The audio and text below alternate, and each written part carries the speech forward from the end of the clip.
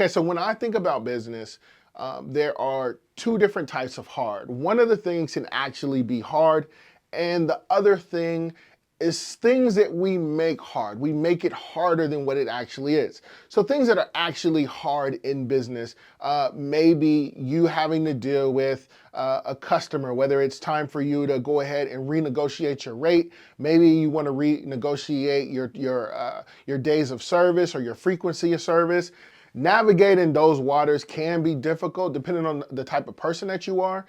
The other thing could be dealing with an employee who's, you may have to take some sort of corrective action, or you may just have to dismiss them altogether. Those conversations can be hard. But this other thing that I'm getting ready to talk about in this video, this is something that a lot of the time we make harder than what it actually is. If this is your first time seeing me, my name is Marcus Crockett. This is Clean Things Solutions, where we take all of the guesswork out of how to start and grow your commercial cleaning business. If this is your first time here and you get any value out of what I'm going to share in this video, make sure you go ahead and hit the like and subscribe button. If you're already subscribed to the channel, make sure you hit the notification bell, scroll down, click on all, so that way you can see all of the new content that's coming out. And with that said, let's get into it. Okay, so one of the things that we make hard in business that doesn't have to be nearly as hard as we make it is scaling your business. How do we scale? How do we grow our business? How do we go from being, a one person that wears all the hats to someone who actually gets to sit back and delegate certain tasks out to their team? How do you get from point A to point B? This is what we're talking about in this video, right? And I'm really gonna just use myself because when I started, I didn't start with, I didn't start with a team. I didn't start with a lot of know-how. A lot of the stuff I had to just go out, grind, get to it so that I'm able to go from where I was to get to where I am. And the whole purpose is really to save you a lot of that time, to cut that learning curve in half. And if I'm able to do that, if you learn something, once again, go ahead and hit the like button. Okay, so the first thing is this. With me, when I knew that I wanted to scale my business, I really didn't know how to scale. But it started to get to the point where it was like, I have to start figuring things out. So the first thing that I had to do in order for me to scale my business was to replace myself out of doing the labor, right?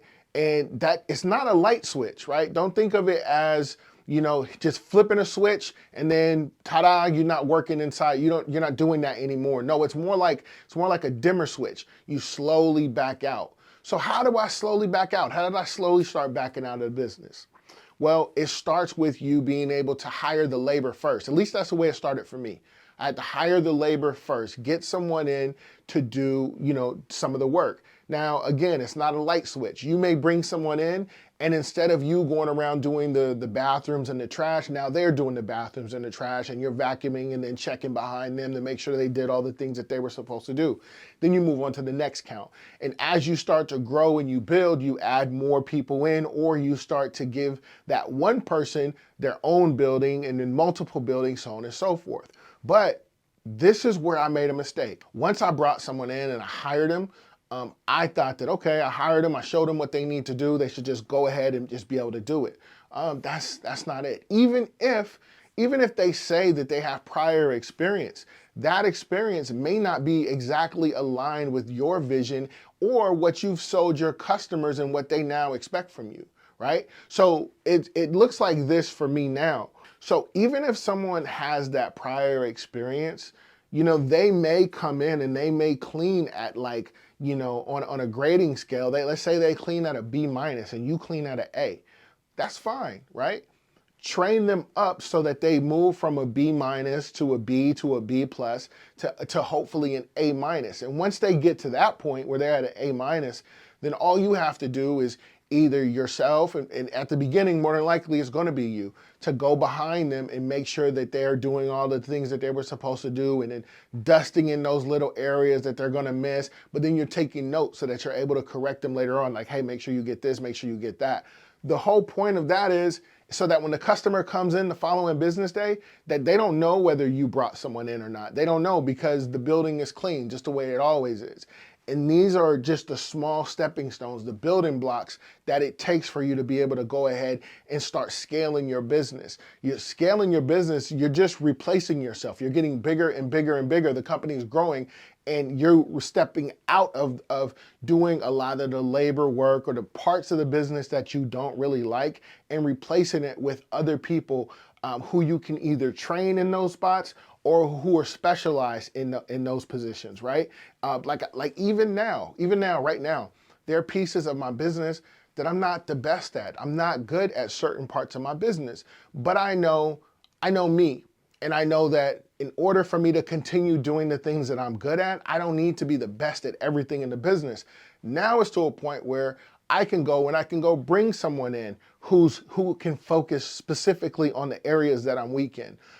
Because where I'm strong, I'm a strong visionary. I'm strong when it comes to building out systems and implementing those systems. These are the areas that I'm good at. I'm really good at sales when it comes down to meeting with prospects and bringing on new clients. These are the areas that I'm good at.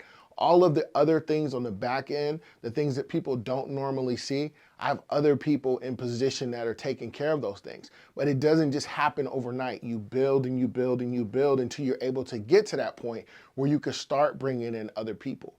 You may be completely different. You may be the opposite. You may enjoy the cleaning. That may be your strong point. So you have to get yourself to a position to where you're big enough to now you can go ahead and outsource the person who's going to do all of your sales. You can go outsource the person who's going to do all of your marketing. That may be something that that may be the vision that you have for your business. And there is no right or wrong way. I'm not saying that my way is the right way or is the best way. I'm just saying that the way that I did it is the way that worked for me. I don't want to be in the buildings doing the cleaning, right? But that's not to say that, if that's what you enjoy, that you have to change what you do just because of what I do. I'm just saying this is how I scale my business. You work in the part of the business until you are able to afford to replace yourself with someone else so that you can really do the things that you want to do. And again, like if you really enjoy the cleaning, then just build up until you can start working on the marketing. But it's going to be really, really hard for you to do both. But there's going to be a point in a time when it's going to be, almost mandatory, especially if you're starting how I started, where you're going to have to wear all the hats. You're going to be the cleaner, you're going to be the marketer, you're going to be the salesperson, you're going to be all of the things. But this is only going to be for a short amount of time. And I promise you, like the sacrifices that you're going to make in the beginning is going to be well worth it in the end if you stick to it, if you stay with it, if you continue to do the things that you're supposed to do in order for you to grow your business, it's going to be worth it. If you have questions about what should you do in certain situations, the link to all of my consultations are in the description, along with the executive course where I take you by the hand and show you each and every step on how to grow your business from A to Z. But guys, that's it for today's video. Like I say, in the game of business, spectators only watch, hustlers get into the game so they can win. I'm always dropping jewels, but the only way to be in position to pick them up is you have to like, comment, and subscribe. Once again, my name is Marcus Crockett. I'll catch you in the next one. Peace.